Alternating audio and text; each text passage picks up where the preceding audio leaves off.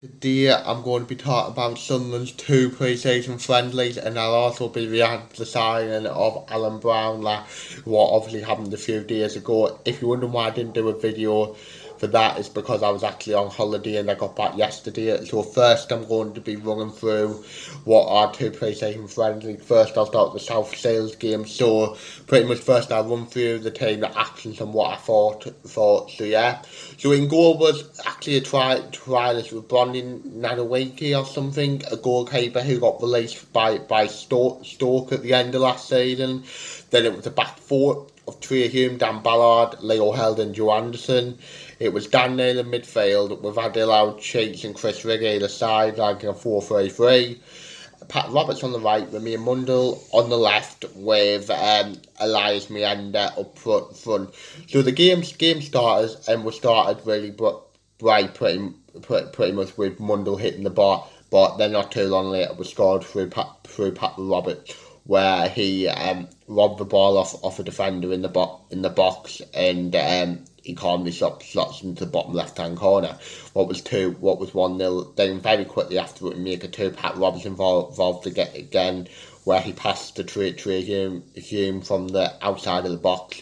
Spire took a big deflection, makes it two, and yeah, we were just fully dominant in this half and game with Elias Mienda had to go ruled out by after a deflection by so Chris Ridd took a shot and he put the rebound in Mienda, but it was offside, but he was offside, so yeah. Quite soon after the third goal happened through Chris Rigg, Mienda wins the ball back in the box. They lost it in the box again. Then Chris Rigg runs in calmly slots past the goalkeeper, pass it into the net. So yeah. Then we won a penalty. Elias Mienda won it and scored it. So yeah. And then just before half time, we made it 5. What really ended a very dominant first half. Joe Anderson passed to Mundell. Mundell puts it across the box to Mienda. Mienda hits the post, and Adil Traits came in and slotted it away. Easy finish, one of the easiest goals he'll ever score in his life. So yeah, that was half time. Pretty dominant. You could tell who the better team was and whatever. And yeah, in the second half it came out and it definitely has slowed down given how high we pressed, given how hard we worked. You could definitely tell it slowed down, and we made a few changes at half time. Crompton and May came on for Mienda and Ballard, and yeah, Chris Rigg had a chance to make it 6 where he was unlucky not to, and then we made just a lot of changes. A lot of the younger lads like Tommy Watson came on, Oliver Brainbridge, and Harrison Jones came on, like younger lads who did well for the under-23s last year, and it just pretty much came out, if you get what I mean, just say that I was 5-0. So yeah, so it was a really good workout for the players in that game. If you look at some of the players I was impressed by Adil Chase. I was impressed by Remy Mundell, and he absolutely tore their tries right back to shreds. Mienda had a good game. It'll be interesting to see what we do with him. Do we think that he has a part to play? Obviously, we need to bring a striker in. Does LeBray think he can maybe play a part as second, third choice striker, or be better out to loan him out? Pat Roberts had a good game after a tough season last year. Yeah, Daniel controlled the game in midfield. Chris Rigg I was impressed with as well. Backline was easy. Johansson especially I was impressed with. I don't think his future is at Sunderland, mind you, but yeah, the goalkeeper, to be fair, had nothing to do, so I couldn't really judge how I thought his shot stopping ability was, if you get what I mean. But on the ball, when he had the ball, his face nice and composed and whatever. So yeah, so on to the second game against Gateshead. We obviously start with a completely different 11, if you get me. So with Patterson in goal, this time with a back four of Pembele at right back, 09 and Alicia centre back, with Cirkin at left back. The midfield three was Elliot Embleton, Jay Matete and Joe Bellingham, with Jason Bennett on the right, Jack Clark on the left, and Natari Wilson up front. So the game started, this one, and we were really bad, if you get me, and we just weren't at the races, very sloppy on the ball, no tempo, losing the ball and stuff, and just stuff like that, very laboured, if you get what I mean. And then eventually they got their deserved lead, which was in a weird fashion, if you get what I mean. A corner came in, it hit, I can't remember how, but it hit the bar, came over to one of their players from like 2 yards out or something. He actually stumbled on the ball at first, but second time around does make a mistake and makes it 1-0 to them.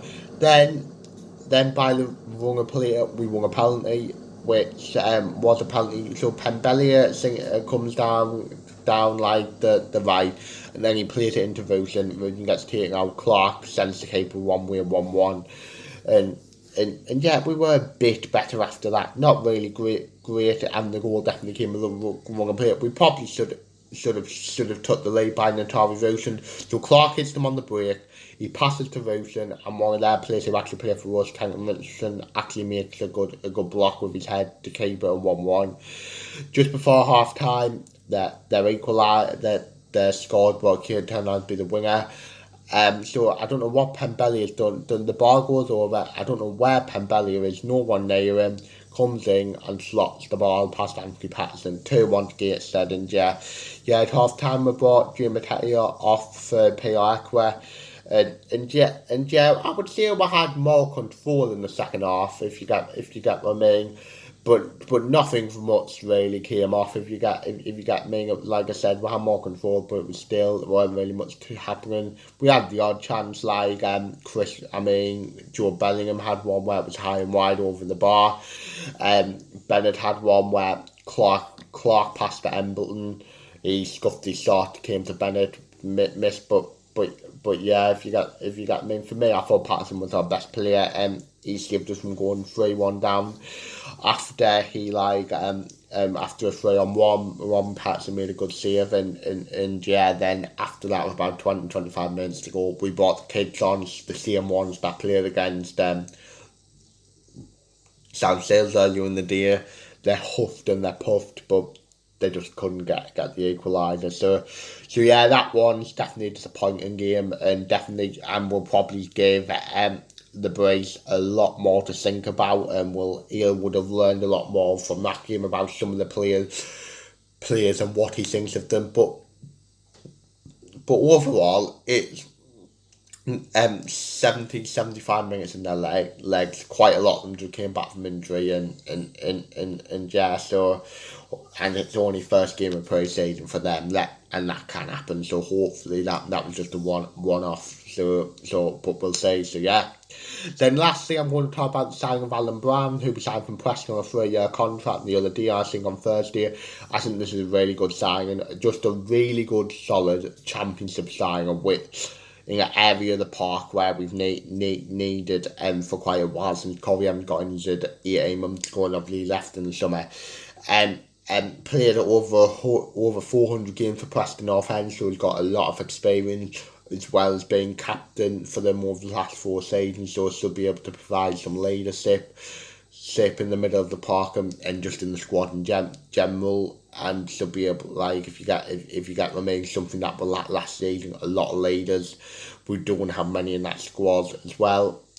His injury record's absolutely brilliant. I think since the 14-15 season, he's played 30 games plus in every season for Preston, which obviously shows that he can stay fit, which is obviously good. And like I said, I just think it'll turn out to be a really solid signing in the central midfield, in a position where we've lacked, if you get me. So yeah, so that's the end of the video. Hope you've enjoyed it. Give your thoughts on the pre-season friendly. Give your thoughts on the signing of Alan Browne. So yeah, the next time you'll see me, it might be after Friday, after we play Nottingham Forest. If any transfer news happens over the next week before we play Nottingham Forest, because they're going to Spain next week. So yeah, that's the end of the video. Hopefully you've enjoyed it. Like, subscribe, view, comment, and say yeah.